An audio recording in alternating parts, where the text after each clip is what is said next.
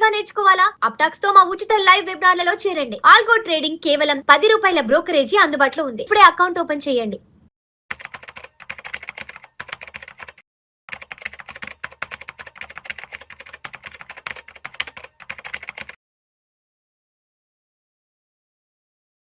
Sir నమస్తే sir, Chakradhar గారు. నమస్తే అండి. Welcome to Suman TV and welcome to Vishnu talks. Thanks sir. So Chakradhar గారు, ఈ వీడియోలో ఎస్ఐపి ఇన్వెస్ట్మెంట్ గురించి కొంచెం డీటెయిల్గా మాట్లాడుకుందాం. సార్ నెలకు ₹1,00,000 కానీ, ₹1,25,000 కానీ, ₹1,50,000 జీతం వచ్చే వాళ్ళు ఎవరైతే ఉంటారో, అది కూడా రీసెంట్గా మ్యారేజ్ అయిన వాళ్ళు అండ్ నెక్స్ట్ 1-2 ఇయర్స్లో పిల్లల్ని కనాలని ఎక్స్పెక్టేషన్లో ఉన్న వాళ్ళు, వీళ్ళు ఎవరైతే ఉంటారో నెక్స్ట్ 15 ఇయర్స్ అప్పటికి వాళ్ళ పిల్లలు 8th 9th స్టాండర్డ్ లేదంటే 10th స్టాండర్డ్, అంటే ఆల్మోస్ట్ ఇంకా స్కూలింగ్ అయిపోయే వయసు వస్తుంది నెక్స్ట్ 15 సంవత్సరాలు అంటే. సో అటువంటి వాళ్ళు ఏదైనా నెలకి ఒక 25,000 చొప్పున ఎస్ఐపి మోడ్లో ఇన్వెస్ట్ చేసుకోవాలి అనుకుంటే 15 సంవత్సరాల తర్వాత ఎంత రిటర్న్స్ వస్తాయి ఏంటి అసలు? ఇది చాలా మంచి క్వశ్చన్ అండి. ఎందుకంటే మా దగ్గర చాలా మంది వస్తుంటారు. మేము అట్లాగా ఈ ఫీల్డ్లో 15 ఏళ్ళ నుంచి ఉన్నాము. సో గతంగా మేము చూసాం ఎన్నో సంవత్సరాల నుంచి మ్యూచువల్ ఫండ్స్ ఎలా వర్క్ అవుతున్నాయి, వాటి మీద రిటర్న్స్ ఎలా వస్తున్నాయి. మీరు చెప్పిన ఒక మంచి తరగతి కుటుంబం ఎవరైతే ఉంటారో వాళ్ళు 1 lakh శాలరీ వచ్చినా కూడా అందులో వాళ్ళ ఇంటి అద్దెలు కానివ్వండి, మీరు చెప్పినట్టు ఏదైనా అన్ని ఎక్స్పెన్సెస్ ఈఎంఐస్ ఎక్కువ అయిపోతున్నాయి. వాళ్ళు రేపు ప్రతి ఒక్కరికి ఒక ఫోన్ కొనుక్కున్న ఈఎంఐ, ఒక కార్ కొనుక్కున్న ఈఎంఐ, అలా అన్ని ఈఎంఐలు పోగా మనకి మిగిలిన దాచుకుందాం ఫ్యూచర్ కొంటే మాత్రం ఒక 25,000 దాకా కొంచెం కంఫర్టబుల్ గానే మనకి చేయగలుగుతున్నారండి అందరూ కూడా. మాకు వచ్చే ప్రతి ఒక్క 10 అప్లికేషన్స్ లో కూడా 25,000 కొంచెం కంఫర్టబుల్ గానే ఉంది సార్. మాకు పెద్ద బర్డెన్ కూడా అవ్వట్లేదు. చేస్తాము, ఒక 15 ఏళ్ళు చేయగలుగుతాం అన్న దీంతో ఉన్నారు. అయితే చూడండి, మేము చాలా మంది ఎలాంటి ఫండ్స్ తీసుకోవాలని మోస్ట్ ఇంపార్టెంట్ అండి ఇక్కడ. ఎందుకు అంటే ప్రతి ఒక్కళ్ళు మ్యూచువల్ ఫండ్స్ లో ఇన్వెస్ట్మెంట్ చేస్తున్నారు కానీ రిటర్న్స్ మాత్రం వాళ్ళు ఆశించినట్టుగా రావట్లేదు. అందరూ కూడా చూడండి, చాలా మంది ఇప్పుడు అవైలబిలిటీలో ప్లాట్ఫామ్స్ వచ్చాయి. మనకి మంచి మంచి ప్లాట్ఫామ్స్ ఉన్నాయి, ఒకప్పుడు యాప్స్ ఉన్నాయి. సో అవి కూడా మనకి చెప్తున్నాయి ఇవాళ మంచి ఫండ్స్లో ఇన్వెస్ట్మెంట్ చేయండి, ఈ ఫండ్స్ మార్చుకోండి అని. కానీ ఇది ఎంతవరకు కరెక్ట్ అనేది గెస్ చేయాలని తెలుసుకోవాల్సిన చాలా మంది ఉన్నారు. నేను మా ప్రాక్టికల్ ఎగ్జాంపుల్ చెప్తాను. నేను ఎప్పుడైతే 2006, 2007 ఆ టైంలో నేను కెరీర్ మొదలుపెట్టాను ఈ మ్యూచువల్ ఫండ్స్ మీద, వాటి మీద. మేము కొన్ని కంపెనీకి వెళ్తుండేవాళ్ళం, విప్రో కానివ్వండి, ఇన్ఫోసిస్, అట్లాగే మైక్రోసాఫ్ట్, వాటికి వెళ్ళి మేము ఏదన్నా ఒక మంచి 5 ఫండ్స్ చెప్పేవాడిని, సార్ ఈ ఫండ్స్లో ఇన్వెస్ట్మెంట్ చేసుకోండి అని చెప్పి.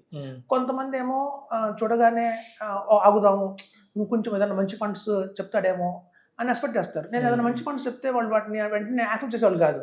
అది నాకు అర్థమయ్యేది కదా ఎన్నాళ్ళకి. ఎందుకు నేను ఒక మంచి ఫండ్స్ చెప్తాను కదా, మాకంటూ కొన్ని ట్రైనింగ్లు ఉంటాయి, మాకంటూ కొంతమంది ఎక్స్పర్ట్స్ ఉంటారు, వాళ్ళు రిసెర్చ్ చేస్తారు, ఇవి చెప్పండి అని చెప్తారు. కానీ వాళ్ళ దగ్గరికి వచ్చేసరికి అలా ఏంటంటే వాళ్ళు ఏమో ఎక్కడో డిలే అవుతున్నారు, సంతోషంగా పడుతున్నారు.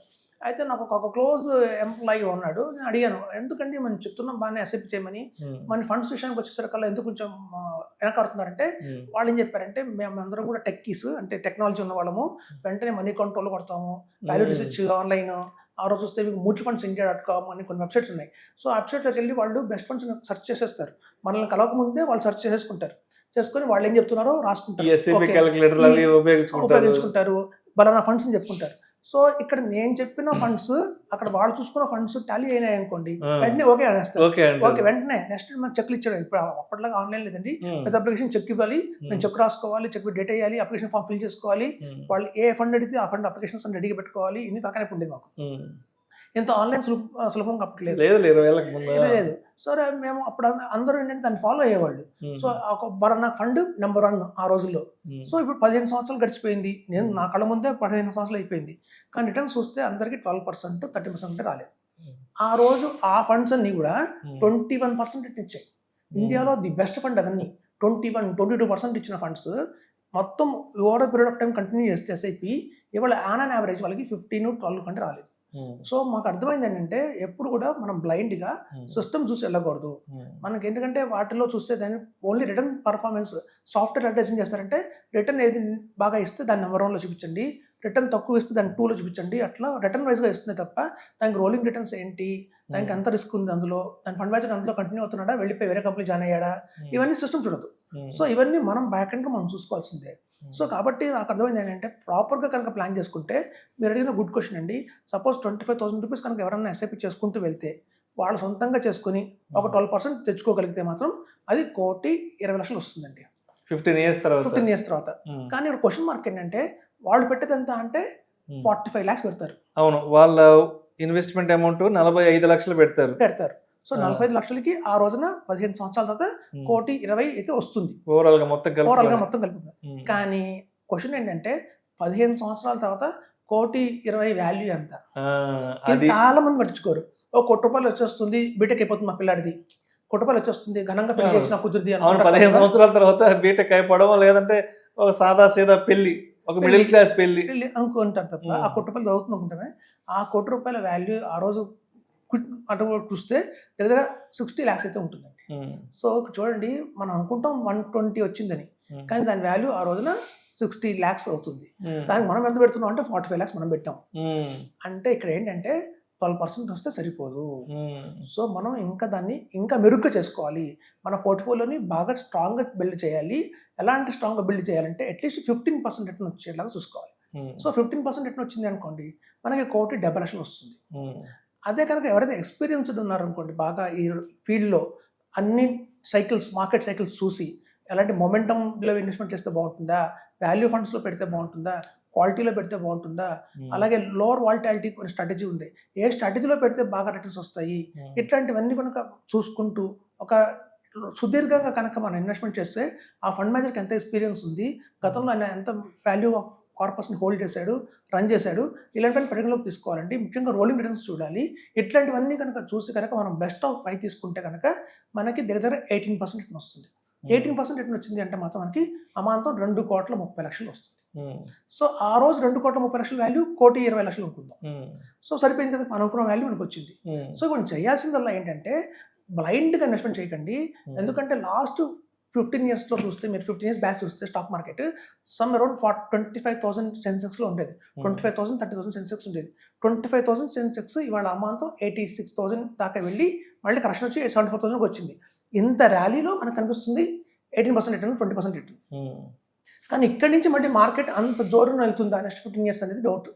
ఎందుకంటే చూడండి, బాగా అన్సర్టనిటీ అయితే వచ్చేసింది వరల్డ్లో. ఎప్పుడు వార్స్ వస్తున్నాయో ఎవరికి చెప్పలేకపోతున్నాము.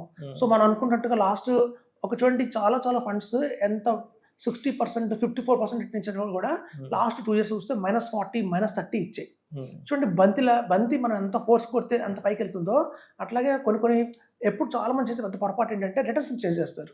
ఒక లాస్ట్ 5 yearsలో ఈ ఫండ్ అబ్నార్మల్ రిటర్న్స్ ఇచ్చింది, 21% రిటర్న్ ఇచ్చింది అనుకుంటారు. కానీ అంత రిస్క్ కూడా అందులో ఇన్వాల్వ్ అయిందని వాళ్ళు గమనించరు. సో రిటర్న్ ఎప్పుడు కూడా చేజ్ చేస్తారు. రిటర్న్ చేజ్ చేయకుండా ఆ క్వాలిటీ చూడాలి. మెయిన్గా ఏంటంటే రిస్క్ ఎంత ఉంది, ఆ రిస్క్కి సంబంధించి రిటర్న్ ఎంత ఉంది. సో కేవలం రిటర్న్ ఒకటి ఫోకస్ పెట్టుకోకుండా రిస్క్ను కూడా అర్థం చేసుకొని, ఫండ్ మేనేజర్ ఆయన ఎక్స్పీరియన్స్ అర్థం చేసుకొని ఒక ప్రాపర్ గైడెన్స్తో కనుక ఇన్వెస్ట్మెంట్ చేస్తే 18% రిటర్న్ తెచ్చుకోవచ్చు. సో ఇప్పుడు చేయాల్సిందల్లా ఏంటంటే 12% వచ్చే చోట 18% దాకా మనం ట్రై చేస్తే కనుక డెఫినెట్గా మనకి ఎక్కువ రిటర్న్స్ వస్తాయి. అమాంతం 2,30,00,000 కనుక వచ్చిందంటే ఆ రోజున సఫిషియెంట్ వాల్యూ అవుతుంది. ఇప్పుడు చూడండి, చాలా మంది మా చిన్నతనంలో ఎలా ఉండేదంటే స్కూల్లో క్లాస్లో మేమందరం A గ్రేడ్ స్టూడెంట్స్ ఉన్నాం అనుకోండి, మా క్లాస్లో A గ్రేడ్ స్టూడెంట్స్ అందరినీ చివరి కూర్చోబెట్టేవాళ్ళు, తర్వాత B గ్రేడ్, తర్వాత C గ్రేడ్, టీచర్లకు ముందు బెంచ్లో D గ్రేడ్ వాళ్ళు కూర్చోబెట్టేవాళ్ళు. టీచర్కి ముందు కూర్చోబెట్టే వాళ్ళందరూ D గ్రేడ్ వాళ్ళు ఉంటారు మా క్లాస్లో అయితే. దాని అర్థం ఏంటంటే ఆ D గ్రేడ్ వాళ్ళందరూ A గ్రేడ్ వస్తుందని కాదు, అట్లీస్ట్ పాస్ అవుతారని. అట్లీస్ట్ వీళ్ళకి ముందు కూర్చోబెట్టి చెప్తే అట్లీస్ట్ వాళ్ళు పాస్ అయినా అవుతారని చెప్పి, స్కూల్కిలో ఒక్క ఫెయిల్యూర్ కూడా ఉండకుండా చేయాలని చెప్పి వాళ్ళ తాపత్రయం. ఎందుకంటే చదివాడు అట్టు చదువుతాడు. సో వాడిని బ్యాక్లో పడేసినా పర్వాలేదు, ముందులో కూర్చోబెట్టినా పర్వాలేదు. సో అట్లాగే కూడా మనం కూడా ఏంటంటే కేవలం మన దగ్గర ఉన్న ఫండ్స్ అన్నింటినీ కూడా రిటర్న్స్ అని చెప్పి రిటర్న్ కాన్సన్ట్రేషన్ చేయకుండా అసలు ఎందుకు రిటర్న్ ఇచ్చింది, అందులో మొమెంటం ఉందా, బ్యాక్ వాల్యూతో పనిచేస్తుంది ఆ స్ట్రాటజీ మళ్ళీ కరెంట్ మార్కెట్లో ఎలా సింక్ అవుతుంది, ఇవన్నీ కూడా చూసుకోవాలండి. చూసుకుని రాబోయే చాలామంది మేము గమనించాము, కొన్ని ఫండ్ హౌసెస్ ఇండియాలో దగ్గర 50 ఫండ్ హౌసెస్ ఉన్నాయి. కొత్తగా 10 ఎంటర్ అవుతున్నాయి ఇండియాలోకి. ఈ 60 ఫండ్ హౌసెస్లో కూడా వాళ్ళు కొటేషన్ చేసే ఫండ్ హౌసెస్ ఏవి అంటే నార్మల్గా 10-15 ఉంటాయి. ఇంకోటి ఏంటంటే చాలా మంది బ్రాండ్ చూస్తారు. ఇది చాలా తప్పు. కొన్ని mutual fund houses they may good in bank, వాళ్ళు బ్యాంకింగ్లో నెంబర్ 1 అయ్యుండొచ్చు. అట్ ద సేమ్ టైం వాళ్ళు మ్యూచువల్ ఫండ్స్ నెంబర్ 1 అవుతారని రూల్ ఏం లేదు. సో కాబట్టి ఎప్పుడు బ్రాండ్ని చూసి ఇన్వెస్ట్మెంట్ చేయకండి, టాలెంట్ని చూసి ఇన్వెస్ట్మెంట్ చేయమని చెప్తుంటాం. ఎందుకంటే టాలెంట్ చాలా ఇంపార్టెంట్ అనమాట. సో ఒక ఫండ్ మేనేజర్కి ఎంత టాలెంట్ ఉందంటే మనకు అంత రిటర్న్ జనరేట్ చేయగలుగుతాడు. సో కాబట్టి ఎప్పుడు కూడా నేను ఒకటే విషయం చెప్తానండి అందరికీ కూడా, మీకు తెలియక ఆఫ్ నాలెడ్జ్తో మీరు డైరెక్ట్గా ఇన్వెస్ట్మెంట్ చేసుకుంటే మీరే కట్టప్ప అంట. ఇటువంటి కట్టప్ప అని తెలుసు మనకు, బాహుబలిలో వెన్నుపోటు పొడుస్తాడు. ఇందులో బయట నుంచి ఎవరో వచ్చి అక్కర్లేదు. మనకి ఆఫ్ నాలెడ్జ్తో మనం ఇన్వెస్ట్మెంట్ చేసుకుంటే మనమే అన్యాయం చేసుకున్న వాళ్ళం అవుతాం. కాబట్టి ఎప్పుడు కూడా డైరెక్ట్గా ఇన్వెస్ట్మెంట్ చేసుకోకండి, ఒక ప్రాపర్ గైడెన్స్ ద్వారా ఇన్వెస్ట్మెంట్ చేసుకుంటే 12% కాదు 18% రిటర్న్ తెచ్చుకోవడానికి ట్రై చేయండి. అప్పుడు మీకు సఫిషియెంట్ ఫండ్ అయితే ఏర్పడుతుంది.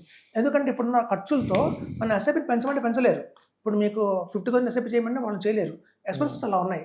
ఇంకా day to day school fee పెరుగుతుంది, రెంటల్ ఇన్కమ్ పెరుగుతుంది, ప్రొవిజన్స్ పెరుగుతున్నాయి, అని పెరిగేవే, తగ్గేవేవి కావు. సో కాబట్టి సేవింగ్స్ మనం ఎట్లా పెంచలేం కాబట్టి అట్లీస్ట్ రిటర్న్ అన్న పెంచుకోవాలి. రిటర్న్ పెంచుకుంటే ఆటోమేటిక్గా మనం గోల్స్ రీచ్ అవుతుందని చెప్తాను. సో మొత్తానికి 1,00,000-1,50,000 శాలరీలో ఉండేవాళ్ళు ప్రతి నెల ఆ శాలరీ తీసుకునే వాళ్ళు ఒక 15 years టెన్యూర్ కనుక పెట్టుకొని నెలకు ఒక 25,000 చొప్పున ఎస్ఐపి చేసుకుంటే మాత్రం వాళ్ళకి 15 years తర్వాత దగ్గర 1,18,00,000 నుంచి 1,20,00,000 వచ్చే అవకాశం ఉంది. అండ్ అదేవిధంగా 15% చొప్పున కానీ మనం రిటర్న్ తీసుకున్నట్లయితే దగ్గర 1,54,00,000 55,00,000 వరకు వచ్చే ఛాన్స్ ఉంది. బట్ ఆ రోజుకి కోట్ అనేది హాఫ్ ఆఫ్ ద అమౌంట్ అవుతుంది కాబట్టి ఆ రోజు డెఫినెట్గా పిల్లల స్కూల్ అవసరాలకు కానీ మ్యారేజ్ అవసరాలకు దీన్ని తప్పకుండా ఉపయోగించుకోవచ్చు అంటారు. అవునండి. ఇప్పుడు కొత్తగా ఎస్ఐఎఫ్స్ కూడా వస్తున్నాయి. దీని మీద అవగాహన పెంచుకోమని చెప్తున్నాను. మ్యూచువల్ ఫండ్స్ అనేది ఓల్డ్ సిలబస్ అయితే ఎస్ఐఎఫ్ అనేది న్యూ సిలబస్. ఎప్పుడు చూడండి గవర్నమెంట్ మనకి సిలబస్ మారుస్తుంటుంది స్కూల్లో. అప్పుడు ఉన్న వాతావరణాన్ని బట్టి మారుతూ ఉంటుంది, సిలబస్ మారుతూ ఉంటుంది. అట్లాగే security exchange board of India ఈ మ్యూచువల్ ఫండ్స్ అనే ఓల్డ్ సిలబస్ కాదు, ఎస్ఐఎఫ్ అనే కొత్త సిలబస్ పట్టుకొచ్చింది. కాబట్టి కొత్త సిలబస్ మీద అవగాహన పెంచుకోండి, ఎస్ఐఎఫ్ చేయండి, మీకు మంచి లాభాలు వస్తాయని చెప్తున్నారు. Right sir. Thank you so much Chakradhar గారు. థ్యాంక్స్ అండి.